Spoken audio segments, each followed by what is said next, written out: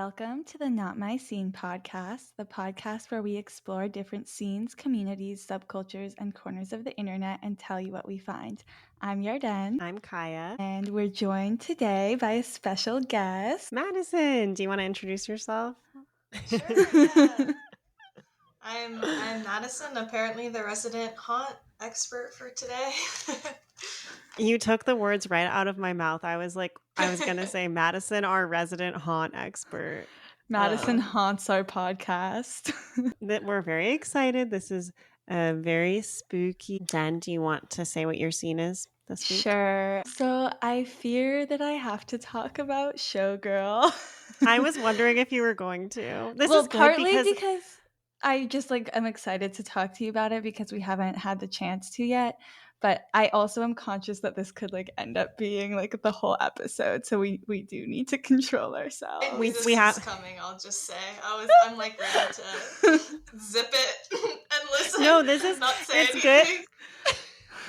It's good that we have Madison on actually because this is good for diverse perspectives. And I also think it's gonna help keep us in check as having someone who's not a Swiftie on the pod. I will not be sharing my diverse perspective in this case. Just for some context, so are you just someone that does not listen to Taylor Swift at all? Yeah. I mean, I listen to the extent that it's a cultural phenomenon, right? But I'm not an enjoyer. Well, I guess my overall take is, and I'm sure my opinion will continue to evolve as it does, but I am disappointed overall. I would say of the 12 tracks, there are 2 that I really like, 2 that I am warming up to, I would say I decently like, and these are the first 4 tracks. Yeah. And then from there I feel it goes downhill, and then there are about 4 that I think are kind of whatever, kind of boring, and then 4 that I think are pretty egregious. Do you want to name names? Sure. Okay, so love Fate of Ophelia. I really like Elizabeth Taylor. Opalite and Father Figure, I think, are fun and catchy, and I'm getting into them.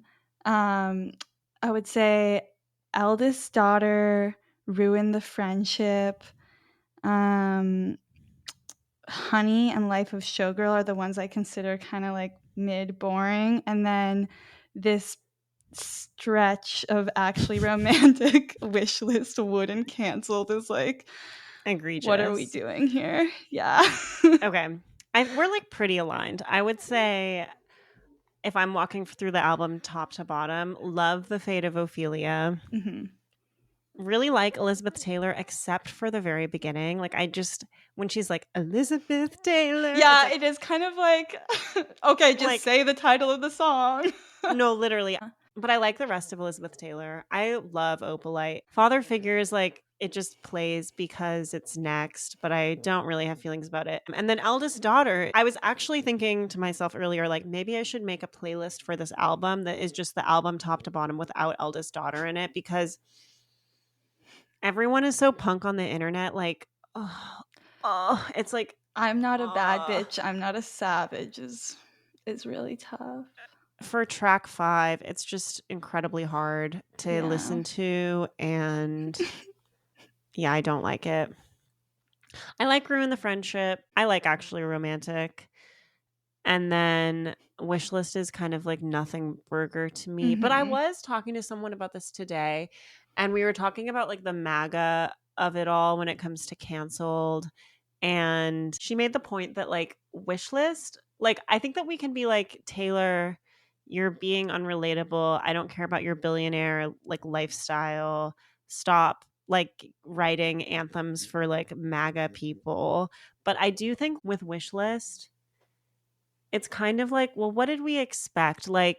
Of course Taylor wants to have a lot of babies that look like Travis and like this is like wish list for me is not actually really a departure from old Taylor. Like Oh for someone yeah, who's I supposed to be agree. liberal, she's so like conservative Well, in I like also like don't even think that it's conservative. Like I think that it's just I like don't think trad it's a kind good, of. but it's like I the first listen through, Donna kind of called me on this because I was like, "This is so trad wife," and she was like, "But like, at what point is it just wife?" Yeah, Like, that's so true. It's it's just like wife. it's like there's nothing specifically trad she's saying. It's like, well, if you're saying that anytime a woman wants to get married and have a couple kids, that's trad wife, then we're going pretty far with that term. Yeah, that is true. Would actually I hated at first, but today I was kind of enjoying. So I don't know. I do think that like the outcry in response to Wood is a little bit I'm surprised by how strong it is. I think it's kind of a funny song.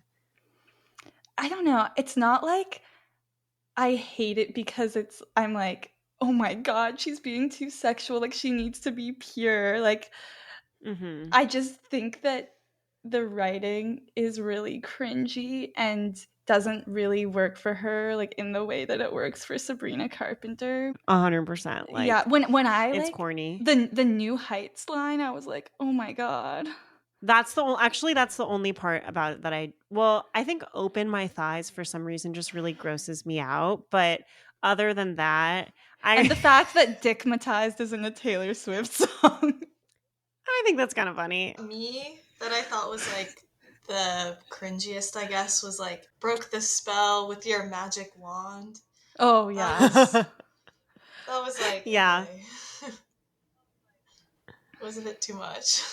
Yeah, I don't know how I feel about Dickmatized. I just want to say that for me, Wood is like, it's so like, I love penises. Like, don't worry, guys. I love penises. Oh, you But, think it's like a coming out strong against Gaylor allegations? well, I don't, not like necessarily against, but it was funny to me because I was thinking about the lyrics and I was like, oh, like Gaylors are not going to like this. But then at the very end, when she's like, redwood tree, your love was the key that opened my thighs, or whatever she says. Are any of the Gaylors online talking about the fact that when her and Carly Kloss went on the road trip up the California coast, they went to the Oh redwoods? my Is anyone talking god. about this? Oh, I haven't seen that yet, Kaya. You need to get in there and start posting Gaylor TikToks. Wood is a coded lesbian song. You would never guess that that's actually the biggest Gaylor song. Yeah, Yeah. biggest. Uh-huh. Uh-huh. I do think it's Um, funny that, like, to me, it's like, obviously there's a lot of innuendo, but it's not as overtly sexual as actually romantic in terms of, like, the language that she's using. The so wet true. line was kind of shocking. I love the Yeah. wet line. Well, it's just funny because my TikTok feed, which is our TikTok feed, has so many classic that friend that's too woke takes that are like pointing out things in the album, being like, this is like racist, this is like transphobic, this is sexist. Like all of these parts where I'm like, whoa, like I feel like this is kind of a reach. Like maybe there's something here, but Mm. I've seen some people say that actually romantic is homophobic because like the whole joke, it's like, haha, the joke is that a girl has a crush on me. Like it's No. kind of like Regina George, like you're in love with me, like Yeah. That's vibes. interesting. Yeah. Maybe I'm the friend that's too woke in that case. There's some other ones that I've seen that, like, I'm like, okay, yeah, I don't know, that's, like, No, really yeah, there are a wrong, few but... where I'm like, oh, I feel like there's some points here, but I don't think that it's really homophobic. I think it's just like kind of childish and annoying, but I don't think it's like Wait, offensive. but Madison, do you think it is Yeah, homophobic? I'm on team a little bit homophobic in the Mm-hmm. Regina George sense. I saw a TikTok that was Mm. like Yeah. I don't know, it was like an edit using the original "Speak Now, something something you're gay" verse, and saying that, like, that's what she's doing in this Yeah. song. And, like, I don't know, I'm not reading like whatever. I don't know all the lore, but I thought it was funny. But I don't think that like the joke is really that it's like a girl that's in love with her. I think it's just like, oh, you think you're being mean, but you're actually like showing too much affection, which means like you love me. But I feel like she could be saying the same things if it was like a guy, and it would still like I mean, be the I same also saw a point. take that was like, I would like the song a lot more if it was about Trump. Yeah. Yeah, and it would. It's like he said a lot worse stuff about her than Charlie has. Yeah. Okay, and then Honey. Canceled. Oh yeah, canceled. Yeah. Okay. I actually like Canceled sonically. Like, I think it's fun. It's definitely giving like a rap vault track. But yeah, I mean, I like my friends like Dripped in Gucci and Scandal as like my friends Canceled. You know, I wish that she had come up with a different way to maybe express the sentiment. I just find it kind of cringe in the way that I thought like a lot of rap was at first, and maybe it will grow on me like a lot of rap did, but it's just like, okay, you have matching scars, like Yeah, totally. Yeah, it's definitely it's like giving like her in that interview being like, it's a moment of like goth punk rebellion, like yeah, it is. Honey, I like, but it's so nothing burger for me. And then The Life of a Showgirl sounds exactly like Cool by the Jonas Brothers. So yeah, I think just like overall, it doesn't feel like what I thought it would be or what it seemed like she was hyping it up to be. Like from the promotion, I thought it was going to be like Travis said, like banger after banger, and I was hoping for a lot more like big pop anthems. And then also like she really has been promoting it with like a showgirl vibe, and I feel like that's like literally just for the photo shoots. Like the only thing related to that is the last song, and it's not really peeling back the curtain. Like it's like just songs about her falling in love and about like her beef with a few people. yeah, 100%. Yeah, I'm tired of mid-tempo Taylor, but I love The Fate of Ophelia. So same. Okay. All right, that's enough, Showgirl. That's enough. Thank you, Madison, for bearing with us. I hope you didn't say anything that is gonna get me canceled. Good thing I like my friends canceled. Yeah. I think you were very kind and quiet. Kaya, do you want to share your scene? Okay, yeah, I want to share my scene, and I hope that by sharing this scene, I'm inviting in you two to also talk about this scene, because I picked this specifically because you guys, like, this is your guys' scene too. My scene this week is thinking about my Halloween costume and Halloween costume planning, which I bring up because you guys are like some of the best Halloween costume people I know. Specifically Madison, but also Dan, you've had some really funny costumes over the years. And so, yeah, I think that by the time this episode comes out, it's going to be like Halloween. But for us, it's 2 weeks before. And yeah, this is the time of the year when I start thinking so about we my can talk costume. about it, and it won't spoil it for anyone. No one's going to be able to steal our costumes. Exactly. So I am trying to figure out what I want to do. I've really been enjoying, like, in my adult life, going really hard for Halloween. So last year I was Nosferatu, which I had a lot of fun with. But that was like so beyond. Like after Nosferatu with the bald cap and like the crazy makeup and everything, I was kind of like maybe I want something a little cuter this year. Like Nosferatu was just so like, I remember I went to this movie screening of Dracula. And I was in my Nosferatu costume. And actually, this was like a few weeks before actual Halloween when I did this. And it was just the most classic, like, no one else here is like really dressed up to the same scale. It just like there were so many people in jeans. And were you getting like lots of love for your costume? Yeah, I was getting lots of love, but I was also like super uncomfortable watching the film. Like my head was like so hot. Yeah. But anyways, that was bald fun. caps in particular are tough, I feel. Like Yeah. the liquid latex of it all is really unpleasant. Beauty requires sacrifice. But I kind of like this being an iconic monster. So I thought I could be like Frankenstein or the Mummy or maybe like the Babadook this year. And then separately, I had this idea because then I was like, well, maybe I want to be something a little cuter. So then I'm watching Star Wars right now, and I was like, maybe I could get Drew to do a couple's costume with me, and we could be C3PO and R2D2, and I could get like a gold bodysuit and kind of like serve body for C3PO, even though once again I would have to have a bald cap on and I would not be giving face. Yeah, as soon as you said Star Wars, I was like, oh, Darth Maul. That's the best Star Wars costume by far. I did Darth Maul in like ninth grade, and it was like so fun. Den, you have to look up Darth Maul, and I feel like we need to show you Madison's Darth Maul costume because it's fucking insane. Any thoughts on those two buckets of ideas?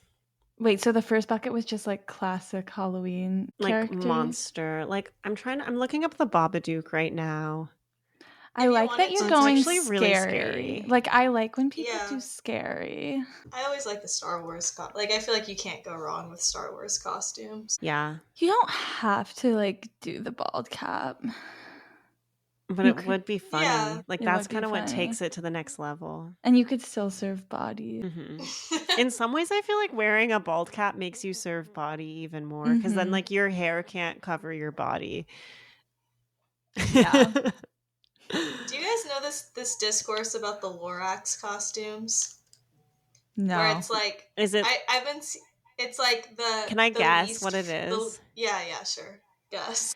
Okay, my guess for the discourse is that there's conflict online about whether or not being the Lorax is actually pick me because like the people who do it like it's supposed to be funny, but once again you're kind of serving body in this suit, like it's kind of like when like popular girls would like wear a onesie.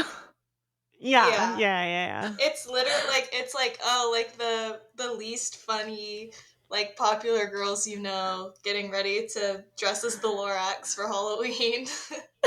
And it's like is that it? Like I guess like it's become like a really popular sorority girl costume, I guess. Okay, this whole thing is reminding me, and like I don't know how we haven't talked about it before, and I don't want to digress too much, but how like people are now calling Bob Cheese humor like popular girl humor.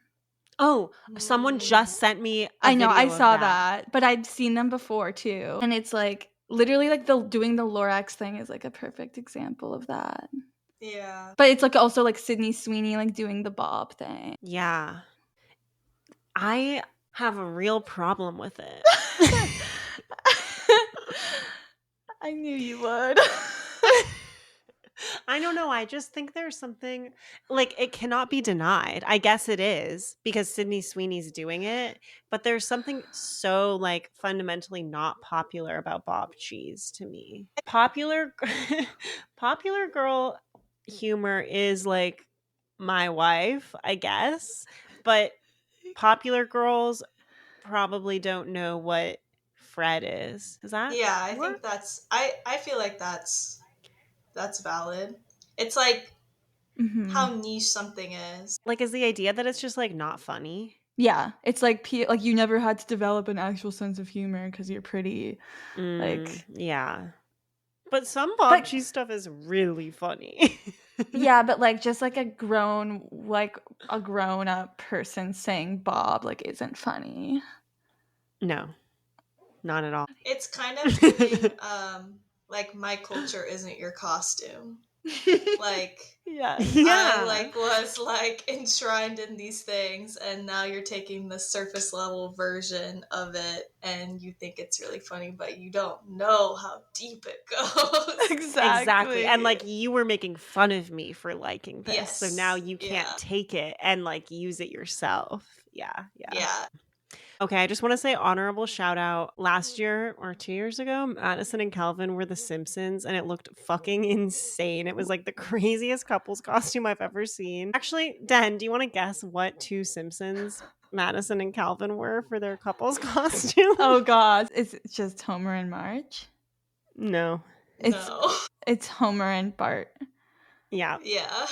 Well, to add some context, the year before for Halloween, we were Lucius and Draco Malfoy. So we've had like a father-son theme going funny. on. Right. Very good. Yeah. Okay, Madison scene. Okay, mine shouldn't spark as much discussion, which is maybe good. Lately, my scene has been the Spirit Halloween mini tote bags. Have you guys seen those? Or do you know about this like phenomenon of like they're the Trader Joe's mini tote bags that got really popular.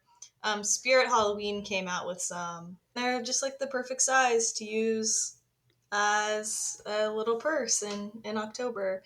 And I've been getting all kinds of like TikTok videos of people customizing their Spirit Halloween mini tote bags, adding like chains and rhinestones, and yeah, I've been into it. Like I've seen this is like a thing. Like I've seen a lot of people like posting about this, and like they're sold out at every Spirit Halloween. I just happened to go to my Spirit like the first day it was open on like September 1st. Okay, yeah, and you like. Had you already seen the content when you saw it in the store? I had seen a few, or like I saw people being like, Spirit's about to drop mini tote bags just like Trader Joe's. Like, better get in line. Yeah. Oh, they're very cute. They're cute. The bat one is really cute. Would have gone perfectly with my Nosferatu. Very cute. I like both a lot. All right. Should we get into it? Yeah, let's get into it. Okay. So today we're talking about haunts.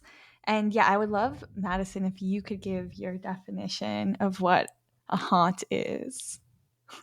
Yeah. I was thinking about this a lot since you asked me over text the first time. Yeah. And I was like trying to think like, how would I define a haunt versus just like a haunted house? Because obviously like haunts have haunted houses. But I would say like all haunts have scare actors. That's like the biggest unifying thing I would say about haunts. So it's a usually seasonal, but not necessarily event with one or more haunted houses and scare actors, and there's like some degree of immersion in the storyline or the experience of whatever the haunt is. So that's like my general definition. And I feel like there's like kind of like three categories of like types of haunts. There's like the theme park haunts. There's like I would call like community haunts, more like smaller kind of like local ones. And then there's like the kind of like weird like immersive play type haunts where it's like more of like a theatrical experience. So like a haunted yeah, like a big haunted house would be like one of those. Yeah, or like I've only done one of those type of haunts, and it's usually kind of like this one was like an hour long, and you're kind of like thrust into the story, and there's like a storyline, and everything's kind of coherent, and there's like different. It's kind of like a play that you're a part of. Is this the one that you did in San Francisco? Yeah. They do one in San Francisco at the old Mint building, which is in itself kind of creepy. Can we start there? Because I think that is the type of haunt that I have the least experience with, and I also think this is an important story to share with your den and the listeners. So you just want to jump into this story? I do. This is like my This is like my favorite story ever. So yeah, I want to jump right into this. Okay. Yeah, this is like the type of haunt that I also have the least amount of experience with. I've only done that one in San Francisco, but there's a lot in Southern California. And like other places, I'm sure, like I listen to podcasts of people who are way more into this scene than I am, and like they'll travel like across the United States and go to like random like haunted locations that have these like immersive haunts set up. And people who are like really into this tend to kind of like up the ante. Like you start off and you start off with like the regular haunts, and then like the next level is like a haunt where you're signing a waiver, and then they can like shock you or like tase you or like throw spiders on you or lock you up. And then like you like graduate to the next level where it's like basically like you're there for a long time and they're like doing stuff to you, and it's so yeah, I haven't gotten to that level of haunt yet, but I did do the one in San Francisco, and I guess I didn't really know what to expect going in. We went with a group, but my understanding was that it was kind of like an immersive play.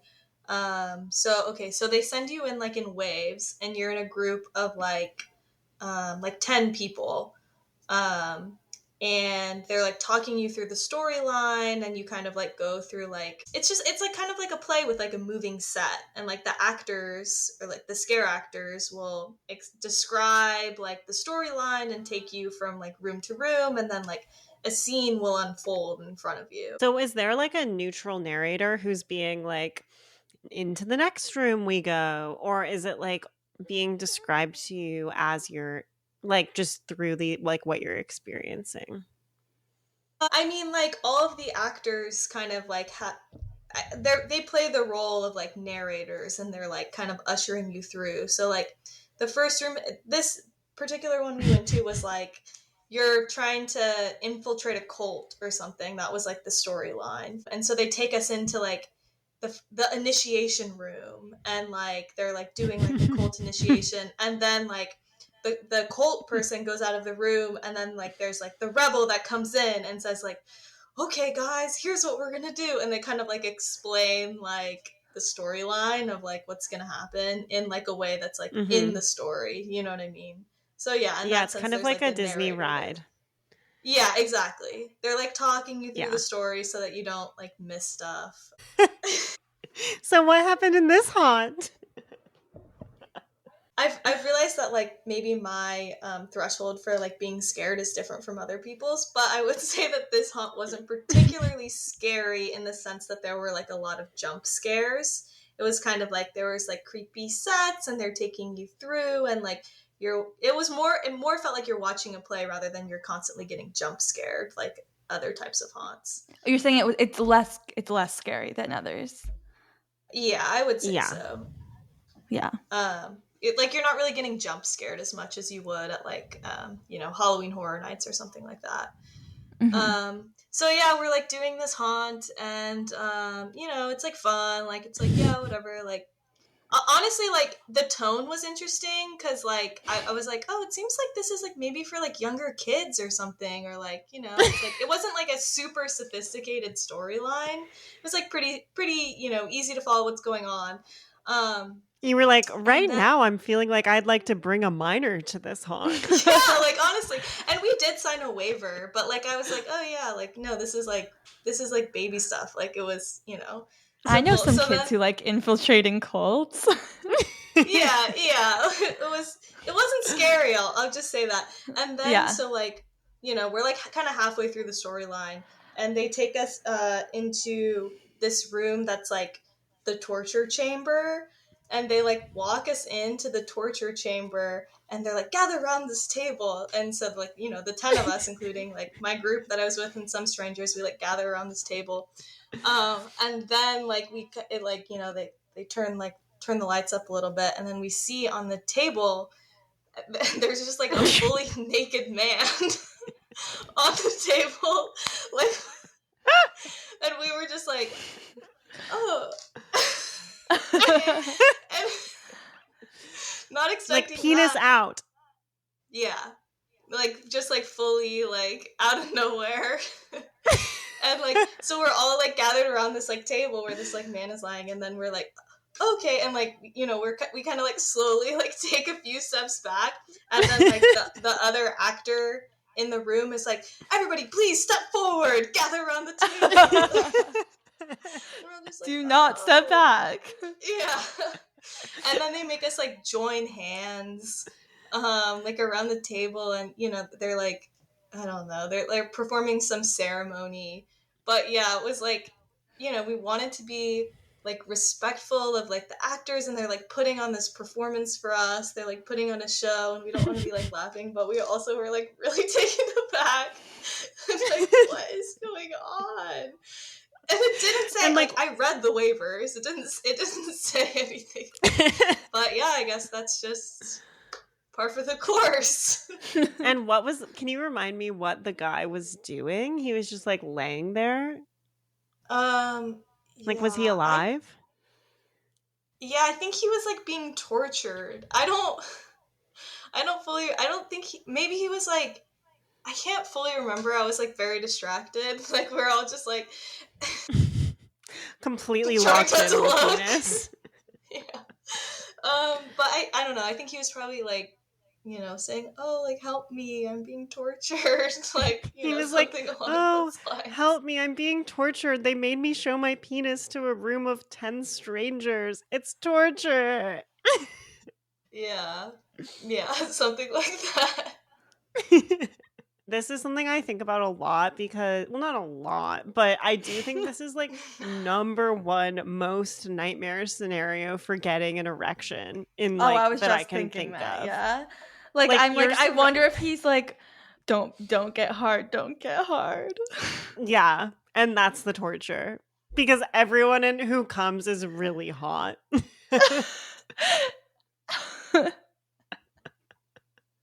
Yeah, it was, and then they made somebody, like, pull the lever that, like, killed him.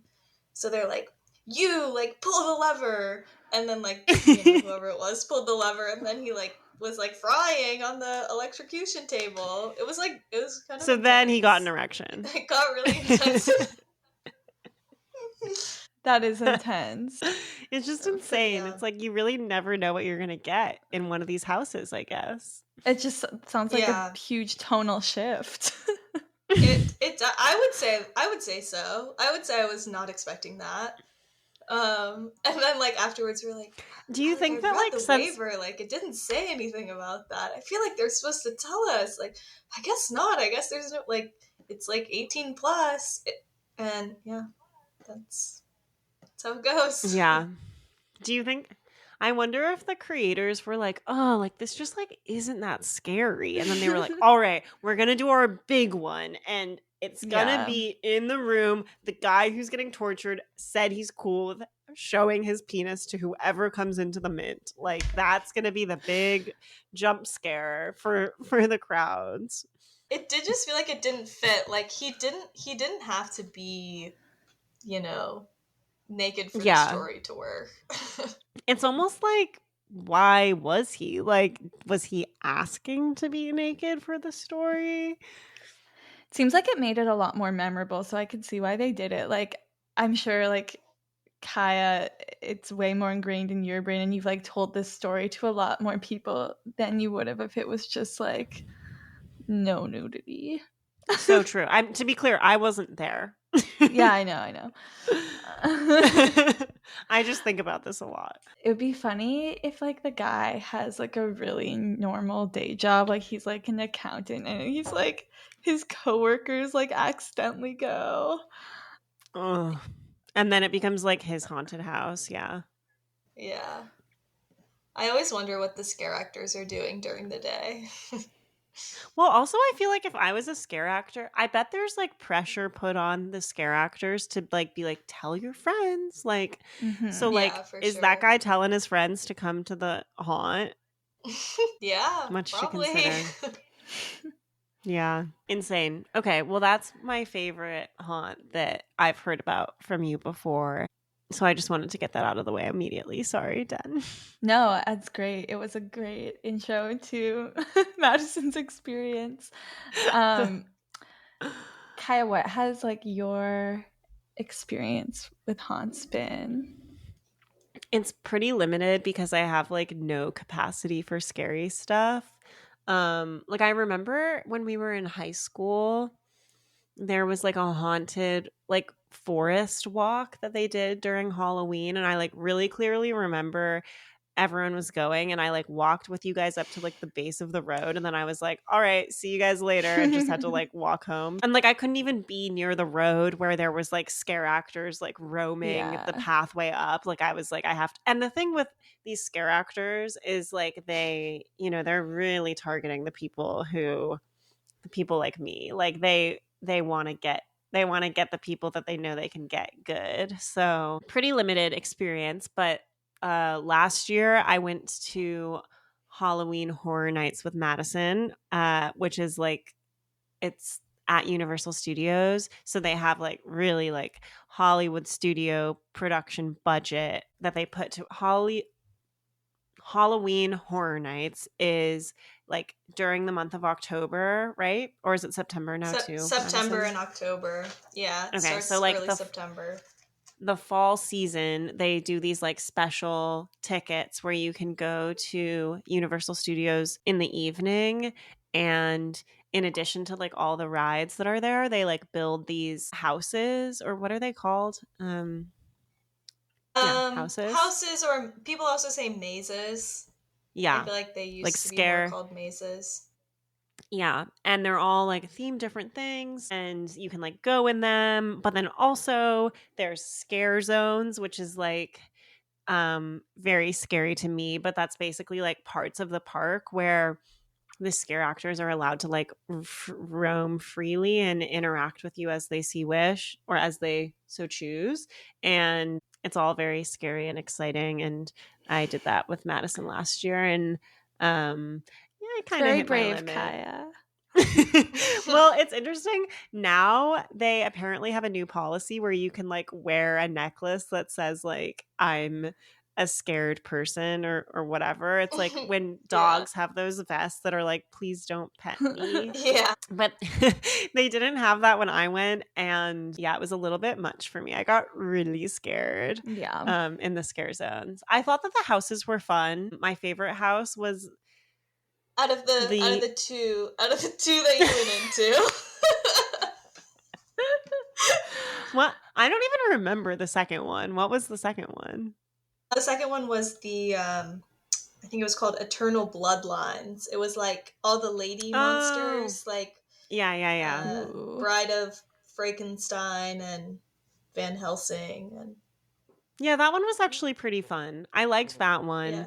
Yeah. So I did that one, and then I also did the Weekend house, which is like, dude, the Weekend is such a weird fucking guy. Like, I don't understand like what is going. I don't know how his creative team functions, but the idea that this guy just has like a house at Universal Studios every year now is very strange to me. But the Weekend house is like, it's just themed the weekend. So when you're like waiting in line, there's like a guy dressed like the Weekend DJing, playing songs by the Weekend, and then you go into the house and it's like so crazy. Like I don't know. It's like one room has like plastic surgery botched baddies who have like huge lips and fat asses wrapped in Band-Aids, like trying to like inject you with shit and like doing fucked up stuff to the Weekend. Like the Weekend is in every room, first of all. Oh my God. And then there's like regular Weekend, old man Weekend, and baby Weekend. Yeah. So one room is like regular Weekend giving birth to baby Weekend with like a bunch of arms coming out of him being like Mah! and like I feel like regular Weekend is being like sawed in half as he's giving birth or something fucked up like that. Yeah, so it was scary but fun. I had to go through it with earplugs in, and then I also had I had a sleeping mask with me, or so I had sunglasses, so I was just able to kind of like dim the intensity of the whole experience by like not really being able to hear and not really being able to see. And then my friends behind me would like guide me through the path, and it was fine. I survived.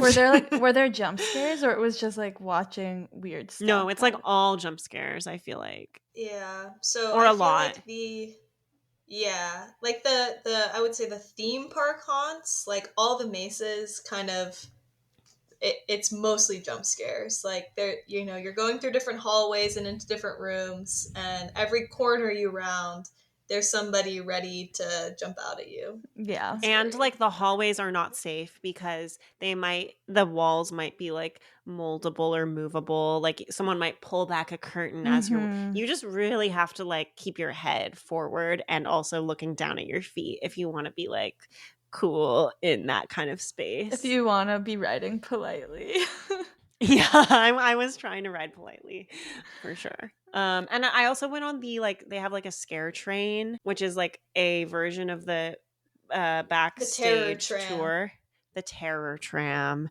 And that was interesting. It's like you go back on the little tram that they could do the studio tours on, but then they're like, you have to get off the tram, which is very scary. The idea that you can be like forced to leave the safe space of the ride, like that really like makes me all creepy crawly. And then you walk through this kind of extended path where people are like rushing you, like Megan.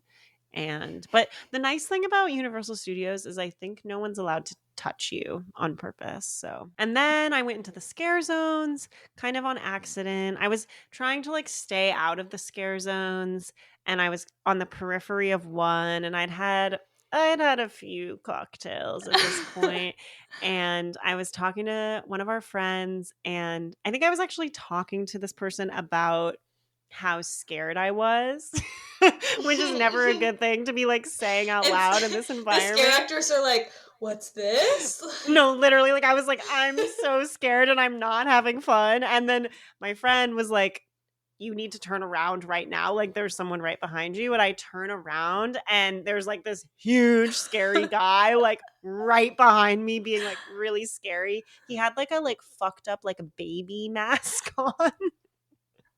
Which maybe I should be that for Halloween and like reclaim that character.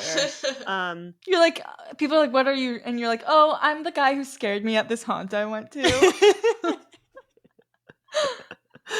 I'm scare actor from Universal Studios Hollywood Halloween Horror Nights 2024.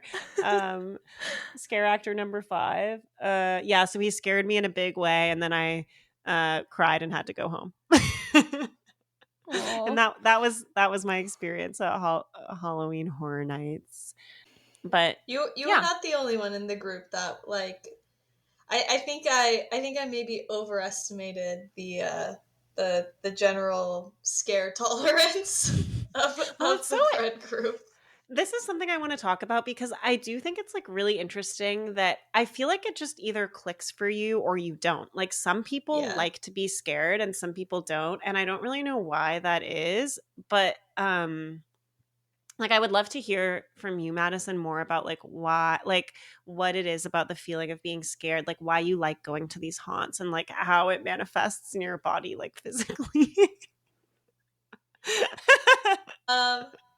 Yeah, I feel like it's kind of like the same reason people like roller coasters. It's like getting an adrenaline rush. Yeah. But I've always been like a Halloween person. Like I've always liked horror movies. I've always liked the vibe of Halloween and spooky stuff. As somebody who really likes theme parks and Disney and Universal and movies and all kinds of stuff like that, it is like kind of like the most immersive thing you can do, where it's like you're getting an adrenaline rush, but also it's like you're immersed in this storyline and you're seeing cool things and it kind of feels like you're in a movie. In the same way that like going on like Rise of the Resistance at Disneyland is like, it feels like you're in Star Wars. It's kind of like the same type of deal. Yeah. It's interesting that like when it's not Halloween, like for sure there's like characters that walk around at Disneyland, but you don't really have like that same immersive feeling when you're just moving through the park. with respect to like non-scary things. Like, why is it that when I'm at Universal Studios during the day, I'm never like turning around and like Hagrid is like right behind me being like, you need to come with me right now. Yeah, or also like, why are there's like, I guess, some instances of like interactive plays like Sleep No More in New York, but like, Yes, I feel like there's not a lot of like other genres where they put you in the story, and like it seems like that could be cool. Like, you're walking around and you're like in a rom-com and like people are making like little jokes and like trying to have meet cutes with you. They're like, I think you dropped this pen. They're like arguing with you at work and started, or like enemies to lovers plot lines. People are being like really fucking mean to you. it would be a hit. Yeah. Like, I almost brought up Sleep No More earlier because I've always wanted to do it, and it's closed now. I missed my chance, but it is very much like the same vibe. Like, especially like the the haunt at the Mint. I feel like they're trying to do like a low rate like Sleep No More type thing where it's like, what is Sleep No More? I don't know a lot about it, but it's like this immersive play where you're free to like wander around a house, I think. Have you know that episode of Gossip Girl where like Chuck and Blair are like getting back together and they're like wearing these masks? Like, you know what I'm talking about? They do like a Sleep No More episode in Gossip Girl. I feel like they also do one in Broad City. And in Girls, they do an immersive play. Yeah. Yeah, that's what I was thinking. It's not Sleep No More, but it's like about seeing someone get shot. Like, it's like someone got murdered and you're like in the building with all the people and no one is like like, it's like, how do you respond to hearing a woman like screaming outside, I think. And there's just, I just remember the scene where Hannah like sees Adam and Jessa from like far away on the balcony. Yeah. Yeah, me too. What age would you say you started like watching horror movies or like going to scary haunts? I don't like, as long as I can remember, Halloween's been my favorite holiday because I really like dressing up. And then I feel like that just kind of opens the door to like all of the Halloween activities. And you know, like there would be like haunted houses set up in like the neighborhood where you go trick-or-treating, and that was always my favorite thing. Or like going to Spirit Halloween and they have like the animatronics set up that you can buy. Yeah. Always loved that as a kid too. So yeah, as long as I can remember. But I started doing like haunt. Like, I think the first like haunt that I did was when I was like in college.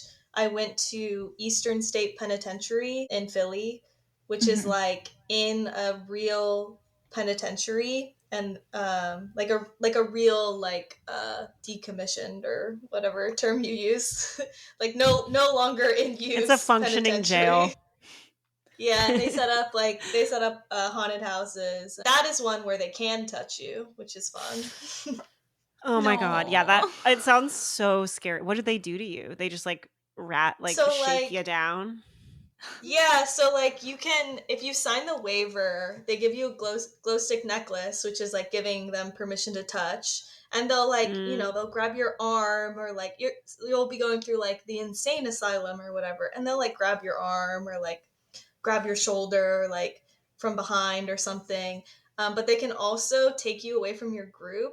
So one of my friends that I went with like got like single, and you know, he was like a big dude, like, you know, they didn't do it to me, they picked him. They're like, this guy can handle it. And they took him and like threw him down like some like corridor, and he had to like, it was like pitch black, and he had to like go through a ball pit and like down a slide or something, and then there were like people like grabbing his ankles. Dude, that's when you're shitting. That's when I'm shitting my pants in the ball pit. I'm trying everything I can, everything in my power to get out of that situation. You're pissing on them. I'm pissing on them. I'm trying to hurt them. I'm saying like, let me out. Pants shitted immediately. Yeah. That's one of the best ones I've been to. I feel like it's consistently rated one of the scariest haunted houses. That sounds really scary. Probably because it's in a penitentiary. I have walked by that in Philly. Yeah, I feel like I can't watch scary movies as previously discussed on the pod. And I feel like one of the reasons is I feel like those images really like stay in my brain and then I like can't sleep for days. Like, do you experience that, or are you pretty much like not thinking about it after, or you're thinking about it but it's just like a fun to you to think you're like about thinking it? about it and you're like, oh, I loved when I saw that fucked up image. Like I love that makes that me fucked up. laugh. Yeah. I mean, they scared me when I was younger, but I just feel like I've been desensitized because I've seen so many. So I like mean, when you I watch a still get horror jump movie, scared. when you watch a horror movie and you close your eyes after to go to bed, like what are you seeing on your eyelids? Just black. Yeah, like yeah. Such a loaded question. I'm more scared by the fact I have to go to work in the morning. I'm like not thinking about the movie. Maybe that's like it's like a really good distraction from other things because you know. Are you ever thinking like, is there someone in my house? I will say like the movies that freak me out the most are home invader movies. Yeah. Those are the ones that stick with me more. Like the ones that are like, oh, this is just like serial killers. And like this could in theory happen.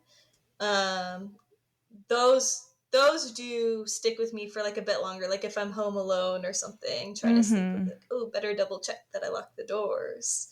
Those really get me. The other ones that really get me are like, and I think this is part of my issue with scary things is like, as soon as I watch something scary, I feel like I can't trust anyone I'm with. So being around other people isn't making it better for me. Like I remember I watched like you're one of them.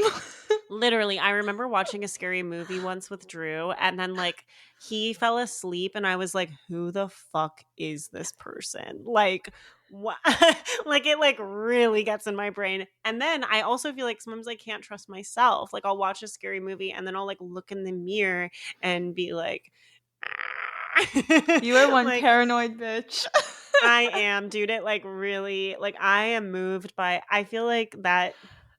I hope that like horror movie directors out there are happy to hear this because like their art is working on me. Like it's messing with my brain. Yeah. Yeah. But that makes sense that you could get desensitized. Yeah. Maybe that's what I need to do more of. I think if you went back, it wouldn't be as like every year you go back, it's gonna be less scary. I feel like I mean the first couple haunts I went to, I was scared but especially with like the like Halloween Horror Nights, which I would say is like the top echelon of like the theme park haunts, and then like Knott's Scary Farm, Six Flags, they all kind of do the same type of scare. Like they all kind of do, especially Halloween Horror Nights. It's like there's a window and there's a guy there. There's a corner, there's a guy there, you know. I feel like some of the smaller haunts, like you'll get people that follow you around, and in a sense those are like scarier. But like Horror Nights specifically, like it's very easy to anticipate the scares once you've done a few houses. So are you kind of like you're going in and you're like hoping you're gonna get scared, but like a lot of times you're kind of like, dang, it was just predictable. Yeah. And like sometimes when my experience was like I felt like I could kind of time it where since you're like walking through these houses in a group, and so I felt like if I just really dragged my feet and kind of like waited, like a lot of the times I would see people before me getting scared because they can only hit like they're just like too crowded that you're not like walking through it alone, so you can like I feel like Madison, you were like hoping that you would be like hit with the jump scares, but they don't always like time up right. For sure. It depends on like definitely like my perception of these houses is like, oh, am I getting a good run? Like that's what I'm like, you know, am I getting a good run where like everything's lining up and like I'm the first one into a room and they're getting me. And the more crowded it is, where like Horror Nights gets really crowded and you're really just like a train full of people, you're maybe getting like every fourth scare. Are people making like YouTube videos being like, most epic run through Insidious house, like hit by 25 of 30s jump scares, whatever. Like, yeah, for I sure. can imagine. There's podcasts where people, you know, because you get like the Horror Nights Pass, which I have this year. I've only gone once so far this year, but we got a few more runs to do. But like people who like live like in Orlando or whatever, like they'll go like every night and they'll be like, yeah, I'm like still trying to get a good run on Insidious. Like last one was like I keep missing like the last guy. Or like sometimes you'll go through a house and it'll be like pretty clear that like a lot of the scare actors are on break. And you're like, there definitely should be a guy there. But like B mode. I'm just here at a bad time. Yeah, exactly. B mode haunted house. What's like your most anticipated house for this season at Halloween Horror Nights? Oh, definitely Terrifier. What is that about? So like Horror Nights in particular is like the most high budget, and they have a lot of like IP houses. And Terrifier is like based on a movie, which is like a pretty gory. It's become kind of a culty horror movie about Art the Clown, who is just like a, evil, sadistic clown that kills people indiscriminately. But he's like, he's like a fun character, interesting guy. And I've heard the house is like fun. I also feel like when you're less scared, you're like really taking in the sets more and like can like appreciate like all the work that's gone into the the houses and how immersive they really are. Okay, like Den, these houses are they're like such productions. There was one at the Hollywood Park, maybe it was Texas Chainsaw that I'm thinking of, where they had like pumped like meat smell into the house, so that when you're in these like massacre scenes where people are getting like cut up and stuff, it like smells like what they thought that would smell like. Wow, that is really immersive. Yeah. The Horror Nights ones, like they, it's universal. So it's like movie set level like props and costuming and stuff. When we went in the Weekend house, it smelled really strongly of Sauvage by Dior. Just kidding. Den, what is your haunt experience like? Yeah, I mean, also pretty limited. I guess I did the Haunted Forest on Vashon. I don't really remember that. But I think also in high school, like a few of us went to the Cube 93 haunted house. Oh my God. In Seattle, which was really scary for me. Cube, for context, Madison, Cube 93 is like it was like the radio station. And then in college, I went to a haunted corn maze, which was really scary, where, I mean, like that was one of the more like local ones again, where I feel like it was small enough that the actors would follow you around. And I remember I was like, I have to be in the middle of the group. Like I can't lead and I cannot be in the back. And the actors, they clocked one of my friends' names, Richie. So they started like really going for him and being like, Richie. So I was like really glad that wasn't me. And I also remember it was like really, really muddy. And I was like, I have to take such small steps and like I couldn't run if I wanted to. That's scary. They're like pouring water down the trails to limit your ability to get away. Yeah. That is scary. Also, I went to like the Six Flags Fright Fest a couple of years ago, like kind of on accident. Like we didn't really know what was happening. We just wanted to go to Six Flags. And they also have like the scare zones, which were also really scary to me. And I went through a couple times and then tried to avoid.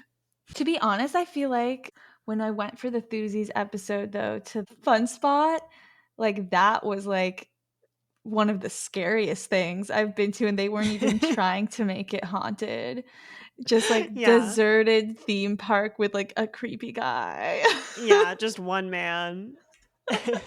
And they were like, there was like just creepy carnival music playing and it was foggy. I'm like, you didn't even have to do anything. Yeah.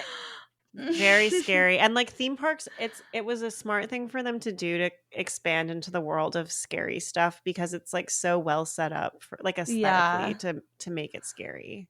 Yeah. And like I think when we were doing the Thuzies episode, like I saw a lot of crossover and like what people that had podcasts about like roller coasters, they would also talk about haunts. So it seems like there's a lot of crossover for sure. The communities. Yeah. I'm just going to say, can we talk a little bit about, I don't know, I think this has always been a thing, but I think we're kind of in like a cultural peak right now with respect to the like sex symbolification of scary people. And I have something to say about this. Yeah, let's talk about it. I keep seeing videos of like girls getting harassed by scare actors, and then it's like playing sexy music and people are like jerking off watching it or whatever. What? And like, where are you seeing this? No, sorry, I'm not seeing people jerking off, but they're like commenting. They're like commenting like what like website horny stuff. They're commenting horny stuff, and like my understanding is that it's kind of linked to there's something like book talky about it, I think. Maybe. But let's talk. Madison, speak on it. Okay, well, so I have a lot of thoughts about this because at Halloween Horror Nights, there used to be in like the Wizarding World of Harry Potter area in Hollywood, they would do a scare zone that was Death Eaters. Which is really cool, and I was really bummed they didn't have it last year because I think you would have actually really liked it. I was actually looking forward to that, and I felt like I would maybe be able to get down with it a little bit because I do think that there's something a little bit hot about that. It wasn't like scary. They weren't jump scaring you. It was just like spooky. It was like Death Eaters, and they had green lights and fog, and you would walk through, and they would, they had their wands, and they'd be like, ooh, it was fun. But they stopped doing it. And this was like coming off of the tail end of the peak pandemic Draco fanaticism. So it makes you think. So they stopped doing it, at least in Hollywood. I think they might still do it in Orlando because they don't have as many TikTokers over there. But they stopped doing it because there were so many videos of like they were like getting like the Death Eaters to like pin them up against a wall. How did they get them to do that? No, like I don't know how they were orchestrating this, but like there were like so many, like this scare actor would like come at them and their friend would be filming and then they'd like make like a sexy pose or something and then they'd like post it and like do like a thirst edit of like these Death Eaters and then it got to the point, which like some of them whatever, like, but then I think it got to a point where people were kind of harassing the scare actors to like try to get their like try to live out their like Dramini like fanfic in their head.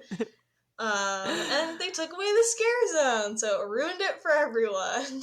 Yeah. That's so funny. I feel like I should have, like, maybe when I was having a bad time, I should have just adopted the strategy of whenever a scare actor is coming close, I just fall to my knees immediately or like throw myself against a wall, like put myself in a compromising position so they have to leave me alone. I just drop trow as soon as I see a scare actor. You just start moaning. There's also this scare actor. I think he works at Hershey Park in PA. His TikTok handle is Fryboy, and he like people just are constantly posting thirst edits of him. He's become like a very famous scare actor. Oh, that's crazy. Like, it's like people will post like, oh, it's Fryboy season and like make like a thirst edit of this scare. He's what leaned character into does he play? Just like a guy, like his face is he's just painted. A guy. And he's no baby he's mask. A slider. Which do you guys know what sliders are? No, let me look. It's a type of scare actor that they have at like certain haunts where they'll wear like metal knee pads and like metal like things in their shoes. And so they'll like kind of run up to you and then like slide on their knees, and it'll kind of like it'll make sparks against the ground and like make a really loud noise. I bet that's so fun for the actor. Yeah. It seems like I want to learn how to do it. It seems fun. Would you ever like moonlight as a scare actor? Not that I don't think it would be fun, but like I feel like it's one of those things where like people take it very seriously, and I don't think they would take kindly to like somebody like casually wanting to do it for fun, you know? Oh, so are the people who are scare act like, is this their full-time job? Are they just like scare act, or are they like seasonal workers? At least based off like, you know, stuff I've read and like podcasts I've listened to, it seems like horror nights and not scare actor jobs are like really hard to get. And so people will like start off at like lower end like haunts and like get where they have to like have their penis out in the mint. Yeah. Yeah, that's the entry level, and then they work their way up to the metal knee pads and sliding. Okay. Yeah, you gotta build up your resume to like be at a high end haunt. I think a lot of them are like, at least in LA, are probably like daytime, you know, actors and yeah. That makes sense. Yeah, it's interesting. Like, I wish I could get in that head. Like, I just saw a video of this girl. She's in a car going through like some kind of scary experience, and like the scare actor has reached into the car and is like shaking her body, like pulling her out of the car, but then they've like put like wood to it or something, and it's like supposed to be hot. Stop. So yeah, it's interesting. That's This does seem like we have like it's escalated, right? Like I'm sure people have always thought that like some of these scary guys are hot, but it seems like we're at like a peak horny moment, at least to me. I do think it's like a book talk. Yeah, I do think there's that, but I also think like there's always been kind of this crossover fascination with like scary stuff and like erotic stuff. Yeah. Like a lot of horror movies I feel like have like a sex element. Mm-hmm. Like being scared and being turned on can like go hand in hand. Yeah. Interesting. Yeah, how do you feel it in your body? I really don't. It's just interesting. People experience fear. People experience fear differently. I was thinking like I need to train myself to like when I'm get scared to like laugh as the reaction. Like I feel like I saw that from you, Madison, when we were going through the haunts. Someone would scare you and you would like crack up. So I need to like coach myself to take my scream and turn it into a laugh. Yeah. And then it'll be like that thing when you like feel sad and you're like, oh, if you just like smile or laugh at yourself in the mirror, like you just that starts to make your brain happier, like either way. Yeah, I do think it helps. Are you laughing like as like a nervous laugh, or are you like just like amused, like, oh, that's funny that they did that? I think I just find it's just fun. It's like, yeah, you're just having fun. Yeah. An expression of joy. This is like just so exactly. funny. We're like, it's like two scaredy cats just doing like a study of someone that can handle like haunts. Like, how does your brain work? Like, so is it hot to you, or is it like funny to you, or like? Yeah, no, it's just fun. It's just good, clean fun. Good, clean fun. So I went to Not Scary Farm yesterday. I got a few good scares in, I think, because like it wasn't super crowded, and it's kind of funny when you're like going through the house alone. I think the scariest thing to me was like feeling awkward in a room with the scare actors, because you're like they'll like try to scare you, and then like, you know, maybe they'll like interact with you a little bit, and like sometimes it's like it feels like they're like a bit too like sentient. It's like I just want them to like jump out at me and scream, but then like don't try to talk to me, because then I'm getting like social anxiety, like trying to have like a conversation with you. Like, what were they saying? They're like, are you scared? Like, I'm just like, no. They're like, what's your name? I'm like, haha, like I don't really want to talk to you. They're like, like, Richie? Is your name Richie? They're like, so you're getting food after this? This is a little too conversational. Like, I could see having anxiety about, like, if I'm the only one there, like, having anxiety about delivering, like, a big enough response that they feel like they're doing a good job. Which is, like, certainly not a problem for me right now, but I could imagine if I was you being like, I have to act like that was a big scare, but maybe it, like, wasn't so big. Yeah, I do feel like it's sometimes I'm like, I'm being, like, I'm being performative about being scared. You're such a hardo. It's amazing.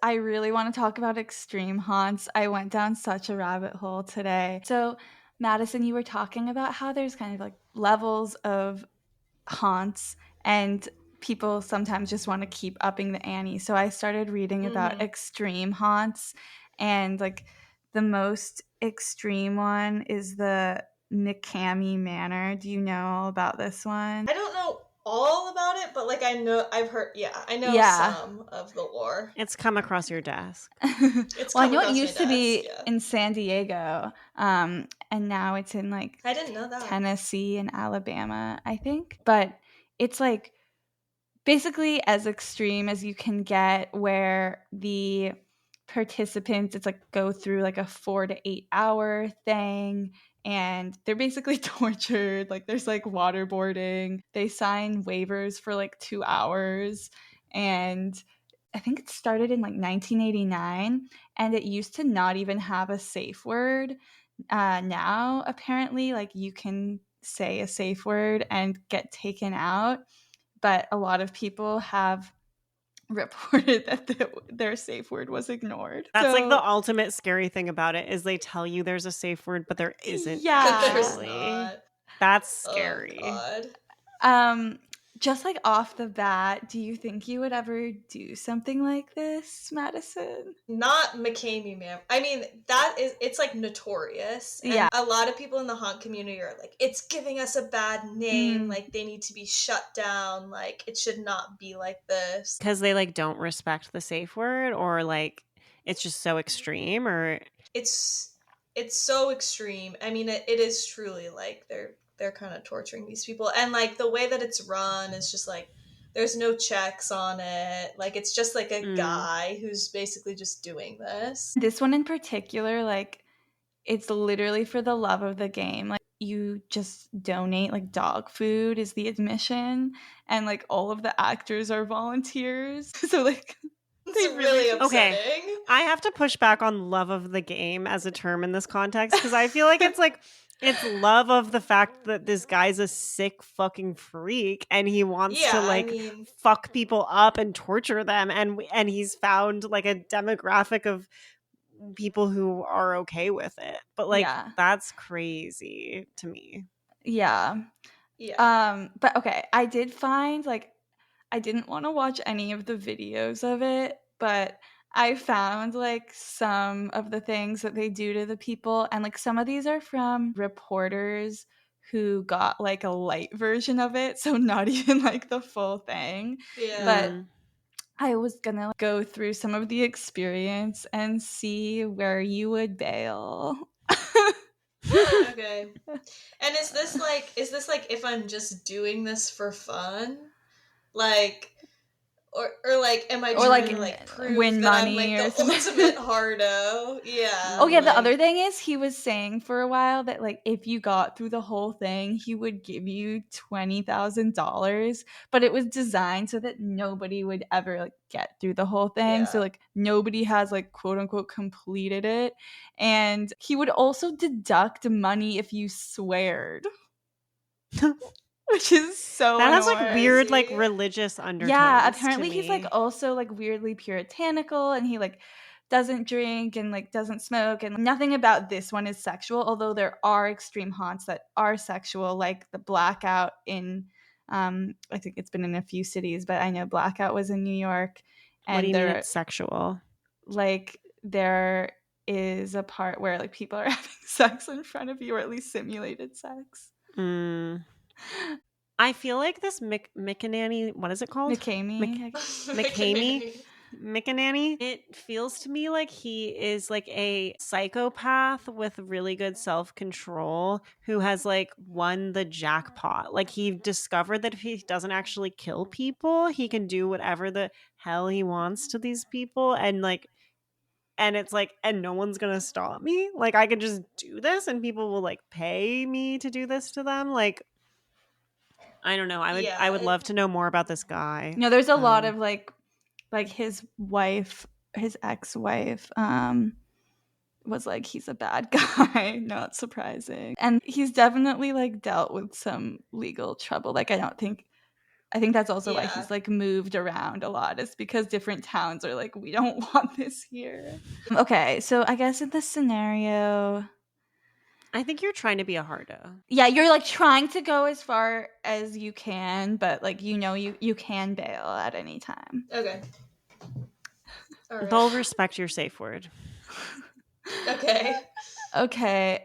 So to start off, you don't just show up at the place. They're like finding you and kidnapping you. But you know this is going to happen. Like you like signed up to do it on this day. Have you given them consent to like come into your home? Like, do they ever do it in people's houses? Because would they come into my place of work? I'm not that would sure. be so embarrassing. Yeah, like if that's the case, no. I tap out at like social embarrassment, but they can come into my house. Yeah, I feel like I wouldn't want them to know where I lived. Yeah. You're on a first date and your date gets kidnapped from McCanny Manor. What do you do? Is that a red flag? Okay, I guess we'll say like it's on the that street. It was in your home so that you can keep going. Yeah, I guess. Yeah, let's see what else is in store for me. I guess I would do that. Okay. If I knew it was coming. Before even the waiver signing, so they like have blindfolded you, whatever, when they kidnap you, and then they like put you in like storm drain runoff. So you're sitting in like shallow, cold, yucky water. Like you're in a gutter. You're like kinda. You're where the it. I'm in Pennywise's but it's like home. outside. Yeah. Yeah, I would do that. Okay. That's fine. But then you're forced headfirst into the storm drain runoff repeatedly. Headfirst? Yeah, they're like dunking you. They're forcibly shoving my head into the storm drain runoff. Yeah. Yeah, but you really want to go as far as you can. Yeah, I mean, I guess that's fine as long as like my face isn't getting injured. I feel like I'm drawing the line at like you don't want to get busted. Harm element. That's embarrassing. Like you have to go to work on Monday and it's like, oh my god, what happened to you? I signed up to do this haunt. What the fuck is wrong with you? Yeah. Okay, well, next you're forced to crawl in the storm drain. Is that like right, into Dan? the like into the tunnel of the storm drain. Like you were just outside of it. It's fine. This is so specific. Okay. That's like you're just kind of exploring. Nobody's hitting my head into the concrete. I'm game for that. Okay. And then it's the 2 hours of waiver signing where you're already like kind of really tired and cold. Oh no. Really? No. No, I would sign the waivers. It's crazy they do all of that before. Yeah. Really crazy. It seems like how can those waivers be valid if you're in that mental state? Right. By the time I think that's part of why people have an issue with it. If this is happening to me, that means I've already shit my pants as much as I can before I've even signed the waiver. So by the time I've signed the waiver, I have nothing left to give in terms of like an emergency physical out from the experience. Because the shit has already been washed off from the storm drain runoff. Yeah, and my guts are empty. I don't have anything left. Maybe it is good in a way where you would know if you can't handle it anymore, so you have like an out before going further. Yeah. Okay, and then you're like soaking wet and cold, and now you have to run through a labyrinth of like metal cages with a balaclava over your head, which apparently is like really sweaty. So you But I can't think you can see? see. I think you can see. Yeah, can I Like see? you can see, but it's like really cramped running through them, and it's like really hard to find how to get out. I actually think I Here's would the like having a question. balaclava on. It's kind of like having earplugs in. Yeah, like, is it stinky? Like, what's wrong Yeah. with the balaclava? Yeah, it smells like shit. Also, why am I running? Like, is somebody chasing me? Or am I just... Probably. They were like, whoever gets out of the labyrinth first, like, avoids a really bad punishment. Well, yeah, then I'd run through the labyrinth for sure. And the balaclava smells like eggs.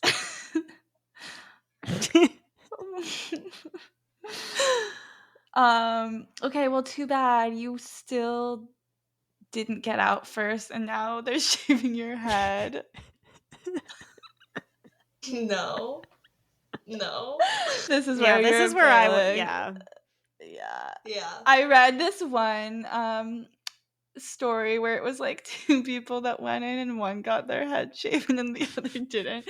And the other person was like, I'm just happy I have my hair. Yeah. No, the head shaving is... No. There's a haunt in Anaheim where they shave your head. Like, it's guaranteed. I mean, you can use the mercy word or whatever and get out of it, but yeah, like, if you do it, they'll shave your head.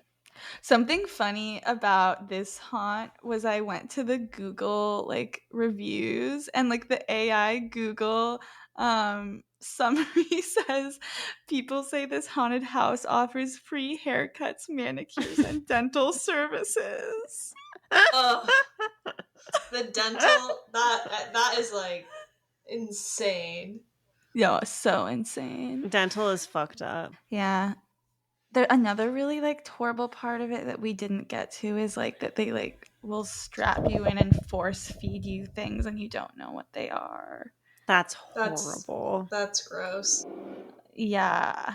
I feel like these go beyond scare and it's just like disgust. For sure. I wonder what the worst thing is that they've actually fed someone there. Like, I wonder if they've ever fed someone like... I think they've fed them like their own vomit. Oh my god, that's not food. That's... Yeah. Another crazy thing is like they tailor it to your individual fears. But like, yeah, I guess if you're just trying to win the money, like why wouldn't you just say something that you're not actually right? Like my fears are like Harry Styles. But I feel like they know. Commitment. They probably ask like other people or something. I mean, because if you're doing this, like you're signing up for it, and you want to be scared. Yeah. Yeah, and also I think he stopped doing the money because he was like, people aren't doing it for the right reasons. Like they don't really want to be scared like that. They're not here for the right reasons. Exactly. Someone said that was way 50 times worse than Halloween haunts at Knott's. That was the most real without dying you can get. The most real without dying. Yeah. Also, Russ McCamey, the guy who does this, he said, there's no way in the world I would ever be able to do my own haunt. You would never see me through a McCamey manor. I created it and it scares the heck out of me. Not swearing. Scary. I don't know. Yeah, honestly, I don't think I would live in a town where it's happening. NIMBY when it comes to McCamey Manor. Seriously. He was in the Navy and a lot of the actors are former Marines. Okay. Yeah. This is like a scary element of like kind of like the less professional haunts out there is like at least at like an establishment, they're doing background checks on like the people that they're hiring. Like Universal is doing background checks on the people that are scare actors. But like some of these other places, you kind of wonder like what was the process that they went through. Right. The process is just that they had to go through the haunt. Yeah. Yeah, and like I feel like they want you to wonder that. Like that's definitely what part of what's scary for me in these kinds of things. Like, you guys know the Nathan Fielder yes, I wanted to talk about this. skit. Are you familiar with this, Madison? No, I haven't seen it. It's so funny. It was like from Nathan I just For watched You, right? the clip today. Yeah, it's like, so he has this couple go through a haunted house, and then he pulls them aside, like after it's quote unquote done, and is like, so one of the actors, like, I think she may have touched you and she wasn't supposed to touch you. And like the actress, like, she comes out and she's like, I'm so sorry. Like, I want wearing my glasses today, so I couldn't see well. And and Nathan Fielder is like, so she has this autoimmune disease, and she really wasn't supposed to touch you. And this is all precautionary. Like, don't freak out. But I think we just like need to like do some exams and like call like a medic just to make sure everything's okay. And then like the medic comes and they're like, yeah, we for sure need to bring her into the hospital. And so they get in the ambulance and they're like talking about it like being like AIDS, and then but it's something else. It's like a made up disease. And then they like get to the hospital and like the doctors are wearing like full hazmat suits, and then like Nathan starts freaking out and he's like, why are you wearing those and we're not wearing them? We all are infected. And they're like really freaking out, and then there's a sign that's just like haunted house exit. And then the couple like cracks up. They're like so they're just like in going. such relief. Yeah, but they just That's like are awesome. like, wow, you really got us. Yeah. It's so funny. That's so funny. But yeah, I guess the scariest thing is like thinking that there's something sinister with the actors. Yeah, the scariest thing is breaking the fourth wall and like still being in the haunt. Yeah. The scariest thing that ever happened to me at a haunt was we were like exiting. This was last year after you left, Kaya. We were like exiting a haunt. And then like some of the Universal workers came up to us and they're like, excuse me, like we need to talk to you. And we're like, oh, what happened? They're like, we saw you touch the dragon at the end of that maze. And we're like, what? Oh my God, no, like we did not do that. And they're like, well, like we saw it, like we have it on video, like we're like we have to talk to you like over here. And we're just like, we didn't do that. But like I'm just like, oh my God, they're like we saw that fucked up thing like, you did to the dragon. Yeah, literally. And they're like, and I'm just like, I'm getting a lifetime ban, like I'm never gonna be able to come back, like, oh, it's horrible. And then like a supervisor came over and they're like, yeah, we got you mixed up with another group, like sorry about that. Oh my like, God. Oh wait, like, so this was like not like, I wish it was part of it. No, it was real, but like it was definitely the scariest thing that I was like, oh no, I'm in trouble. Like this is scarier than any jump scare ever. That's so funny. If I had been there, I would have been like, yes, ban me. I did touch the dragon. That's so true. Get me out of here. That's very scary. What do you think is the scariest thing that's you've seen in a haunt that is not outside of the actual haunt? Probably the moment that I was the most scared was at Eastern State Penitentiary.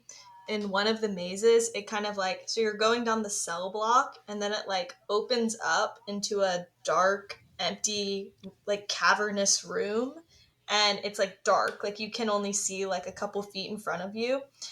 So I'm just like standing there, I'm at the front of the pack, and out of nowhere, this like stilt walker, like Spider-Man on all fours, like comes out of the darkness and like screaming and like chasing after me, and like going from like pitch dark, like not being able to see like more than a couple feet in front of you, to like giant Spider-Man in front of you was like definitely very effective scare. God. Did he come running? Yeah, running on stilts, and then like with his hands and feet, stilts on his hands and on his feet. Yeah.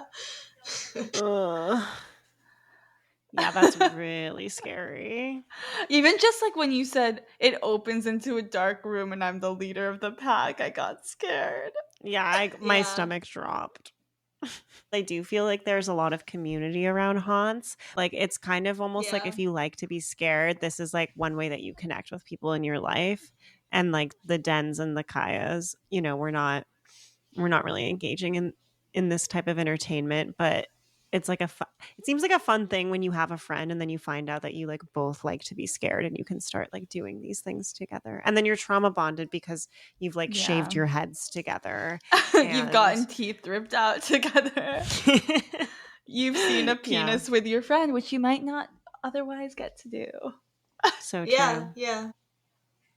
Yeah. Well, thank you so much for coming on, Madison. This was so fun. Yeah. So fun. You're so Thanks brave. For having me. You're such a brave girl. I guess it goes without saying that it's not either of our scenes. No, but it is like I love hearing about it. Me too. Like I love secondhand, like Madison the horror about movies. Exactly.